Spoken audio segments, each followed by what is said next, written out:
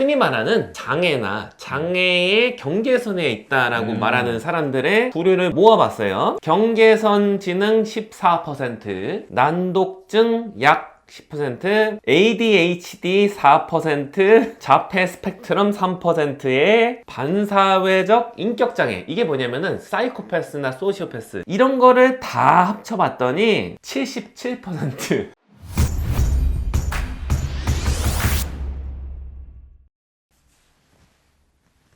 대칭동 내부 고발자입니다. 제가 요즘에 유튜브를 보면은 정상적이지 않은 그런 사람들이 굉장히 많은 것 같아요. 경계성 지능이라고 있는데 상당히 많고 이게 큰 사회적 문제다 이렇게 얘기를 하거든요. 제 얘기로 시작을 할게요. 제가 만약에 8살, 9살 때 그 IQ 검사, 뭐 웩슬러 검사 이런 거 했으면은 네네. 아마 경계지능으로 나왔을 거예요. 왜요? 글도 못 읽고 이 도형 같은 걸 거의 본 적이 없으니까 이런 걸로 검사할 거 아니에요. 그거 아마 거의 못했을 거예요. 제가 그 초등학교 때 저학년 때 특수반에 갈 뻔했어요. 전교에서 한 5명 미만으로 갔거든요. 저는 후보 중에 한 명이었어요. 근데 이제 저는 생각하는 게 지금 만약에 제가 이게 IQ 검사하면은 저는 해본 적이 없어요. 실은 IQ 검사를 평균은 나올 것 같아요. 그러면 이제 만약에 제가 어린 시절에 경계지능아라고 낙인을 당했다. 그래서 기회를 못 받았다 하면은 그 시나리오가 좀 끔찍해요. 공부는 너는 안 되니까 하지 좀 마라 뭐 이렇게 했을 거 아니에요. 뭐 그렇게 뭐 직접적으로 얘기를 안 해도 그런 메시지를 받죠. 네. 강력한 메시지를 받아요. 어렸을 때 제가 느낀 거는 뭐냐면은 네. 당번이 아닌데 자꾸 걸레를 저한테 빨아오라고 했거든요. 초등학교 저학년 때 나는 왜 이렇게 걸레를 자주 빨아야 되는 거야. 겨울에 그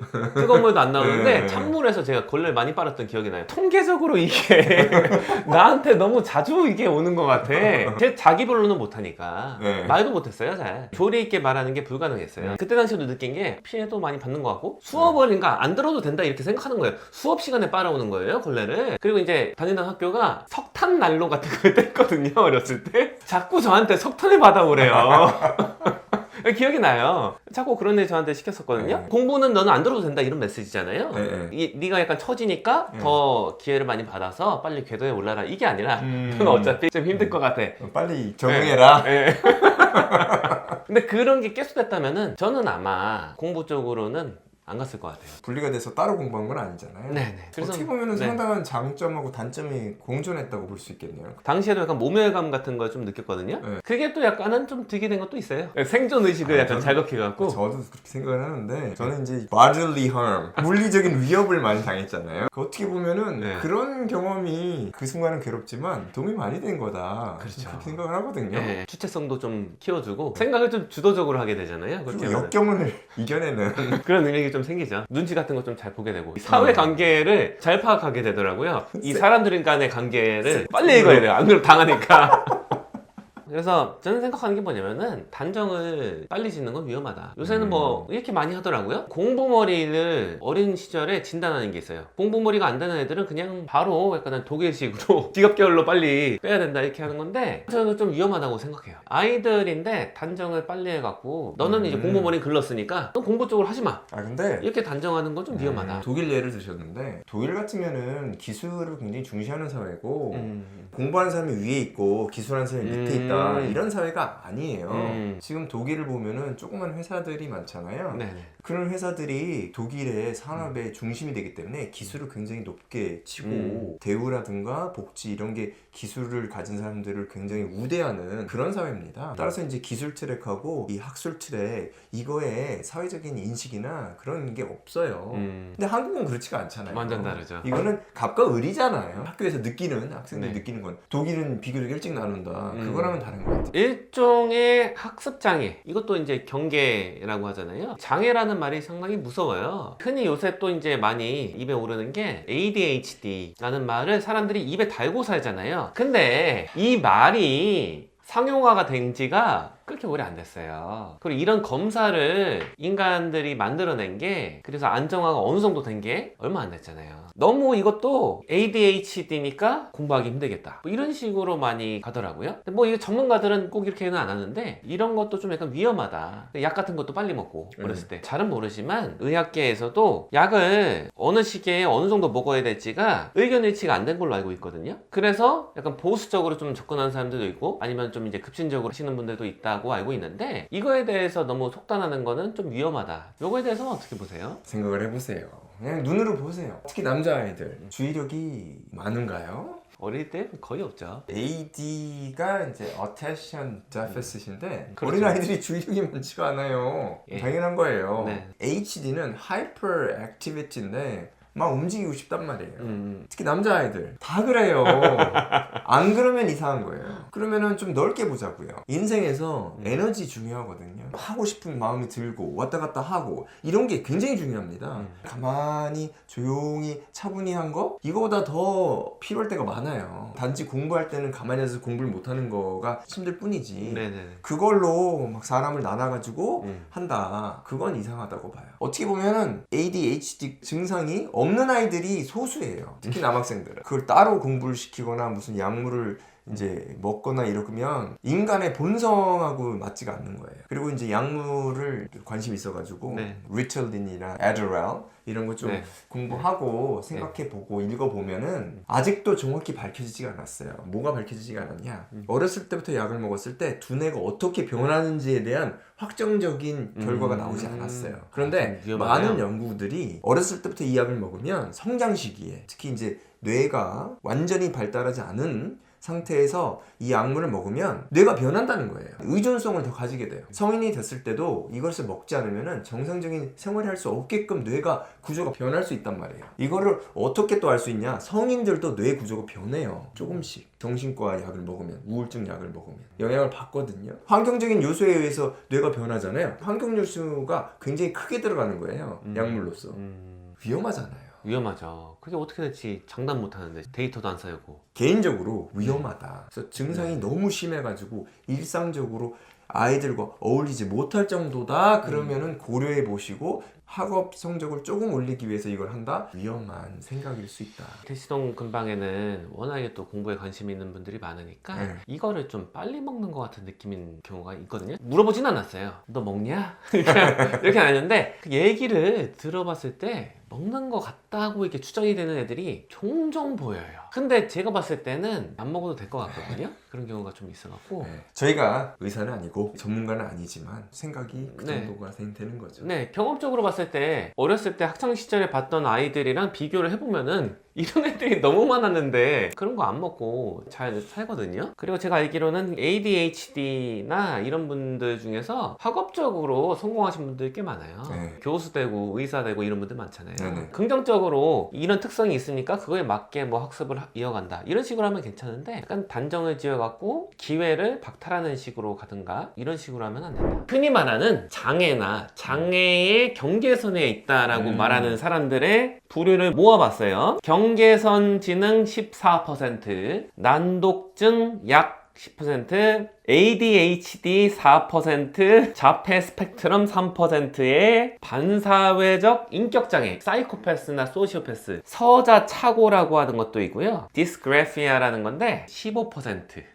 이게 뭐냐면은 B랑 B 거꾸로 쓰고 그런 게 서자착오 일종이고요. 디스캘큘리아라는 게 있는데 이게 난산증이라고 해서 계산이 안 되는 거군요. 예, 6%, 청각 처리 장애 5%, 시각 처리 장애 10%, 디스프렉시아라고 해서 이 통합 운동 장애라고 하는데 이 예시가 뭐냐면은 신발끈을 못 묶는 거예요. 해리포터 주인공 있잖아요. 그 사람이 이거라고 하거든요. 아마 아직도 못 묶을 텐데 이거를 이제 학습장애라고 치는 거예요. 이런 거를 다 합쳐봤더니 77% 중복되지 않는다. 난독증이면서 ADHD면서 서자증, 서자 뭐 이런 차고 이렇게 다 같이 있는 거를 빼고 한 사람당 한 개씩 갖고 있다 치면은 퍼센티지 포인트를 합치면은 77%예요. 근데 이게 좀 이상하지 않나요? 정상이 뭐예요 대체? 과반수를 넘겼는데 정상이라는 게 대체 뭘까? 이런 생각을 하는 거고 여기에 또 이제 생각해 볼 건 뭐냐면은 한국 데이터도 보고 미국 데이터나 좀 세계 데이터를 좀 봤어요. 비율이 달라요. 미국 사회를 보면은 경계선 지능이 흑인에서 한 20%가 나오거든요. 근데 동양인에서 2%가 나온단 말이에요. 이게 어떻게 된 거냐? 우리나라에서만 한 통계 데이터를 보면은 경계선 지능이 한 13, 14% 이렇게 된다고 하는데 미국 사회에서 아시아 계열은 2%란 말이에요? 이상하지 않나요?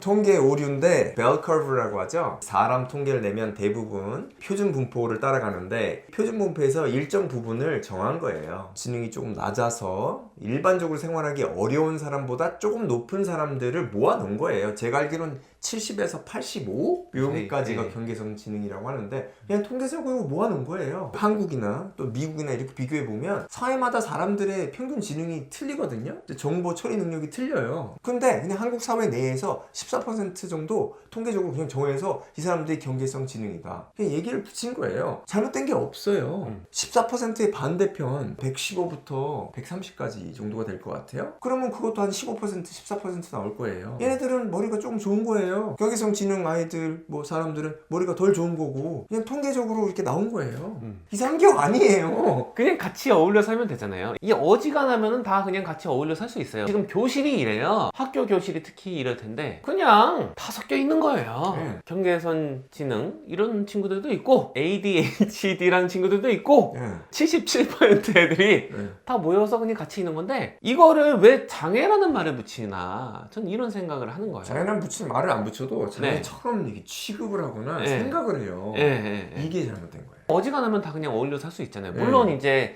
다는 아니에요. 다는 아니라서 분리를 해서 생각하는 게 좋은 것 같은 경우가 있죠, 당연히. 있는데 너무 그 범위를 늘리려고 하는 것 같아요. 뭐가 정상이네요. 정상이라고 말하려면 적어도 반 이상은 돼야 되잖아요. 그 반 이상도 아닌 것 같아요. 이 사람들이 말하는 이 정상이라는 게 그게 더 소수예요. 정상이. 그리고 앞으로 하나씩 명칭이 만들어진단 말이에요. 이 비정상이라고 약간은 취급하는 이 카테고리가 하나씩 넓어져요. 점점 이름이 하나씩 생기면서 뭐가 앞으로 생길지도 몰라요. 이때마다 그러면 얘는 이런 이유 때문에 비정상, 쟤는 요거, 이 사람은 이것 때문에 비정상. 다 비정상이에요. 다 비정상. 기조가 서양하고 동양이 틀려요. 서양은 분류하는 걸 좋아해요. 분류를 통해서 발전한 사회고요. 동양은 융합이에요.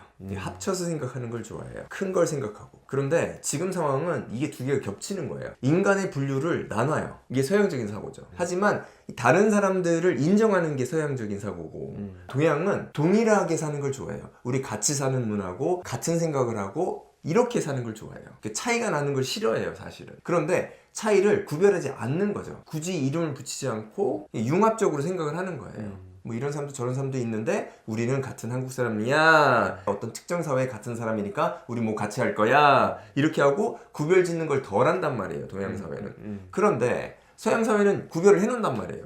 서양적인 사고를 받아들인 거예요. 구별을 하는 거예요. 경계성 지능이라는 이름을 붙이는 거예요. 이름을 붙인 다음에 동양적인 사고로 내 자식이 다르네? 나는 다르네? 나 어떡하지? 나 똑같고 싶은데? 동양적인 사고니까 그게. 이 두 개가 합쳐지면서 힘든 거예요. 아이도 힘들고 부모님도 힘들고 지도하는 선생님도 힘들어요. 이런 경우는. 내면에서 골마갈 수 있을 것 같아요. 분명히 이 정도의 이제 통계적인 수치면은 대부분의 사람들은 이 중에 하나 속하거든요. 근데 이거를 밝히려고 안 할 거란 말이에요. 왜냐면 약간 이상한 사람 취급하니까. 이럴 때 마음이 힘들잖아요. 나는 실은 이렇게 느끼는데 아닌 척. 이렇게 하게 되니까 아마 내면이 더 골무일 거예요. 차라리 오픈을 시키고 공론화 시켜갖고 나는 이런 특성이 있는데 같이 어울려 살 수 있어. 이렇게 하면 아마 더 마음도 편하고 하나씩 조금씩 개선될 거예요. 이런 분위기가 서양적인 분위기예요. 구별해놓고 오픈해도 받아들이는. 그렇지 않은 경우도 있지만 훨씬 더 커요. 동양보다. 제가 이제 몇 가지 케이스를 말씀드릴게요. 유명한 사람 중에 스티븐 스필버그라고 해서 그 영화 감독 있잖아요. 있죠. 거의 뭐 최고의 감독이라고 꼽히고 대본도 많이 쓰시고 글도 많이 쓰시고 이런 분인데 이분이 난독증 진단을 언제 받았냐? 60에 받았어요. 이 사람은 뭐라고 했냐면은 내 삶의 미스테리가 풀렸다. 60에. 이 사람이 어떤 삶을 살았냐면은 어렸을 때 그러니까 애들이 글을 못 읽는다고 그렇게 괴롭혔대요. 그 글을 늦게 뗀 거예요. 난독증이니까 괴롭힘 당하고 이런 와중에 글 쓰는 것도 좋아하니까 계속 하다 보니까 글도 잘 쓰고 난독증도 뭐 대본 잘 쓸 수 있고 글 잘 쓸 수 있어요. 제가 실제로 하는 난독증이 있거든요. 학교 다닐 때 어울렸던 형인데 난독증인데 수능 영어 이런 건 다 1등급이에요. 난독증도 그걸 못하는 게 아니에요. 단정 지으면 안 된다. 이 사람 말고도 많아요. 스티브 잡스 있잖아요. 이 사람도 어렸을 때 난독증 진단을 받았었대요. 근데 공부 엄청 잘했잖아요. 월반하고 이랬죠? IQ 한 140 되는 걸로 아는데. 아인슈타인은 이 사람이 디스캘큘리아인데 난산증이라고 해서 디테일 계산이 좀 틀린데요. 근데 요거는 아마 좀 커서도 있었을 거예요. 그 사람들이 말하는 학습 장애거든요. 만약에 아인슈타인한테 야 너는 난산증이 있으니까 이과 가면 안 돼. 이공계 공부 절대 하지 마. 안 맞아 너랑 이렇게 했으면은 상대성 이론 이런 거 어떻게 나왔어요? 저 뭐 일론 머스크 전기 읽고 있지만 네. 저는 그 전기를 통해서 느낀 건 이 사람은 아스퍼거 맞네. 증상이 심하네. 이렇게 느꼈거든요. 네네네. 일론 머스크랑 뭐 스티브 잡스나 아인슈타인도 아스퍼거라는 추정을 하잖아요. 네. 아, 성공하려면은 아스퍼거가 있어야 돼.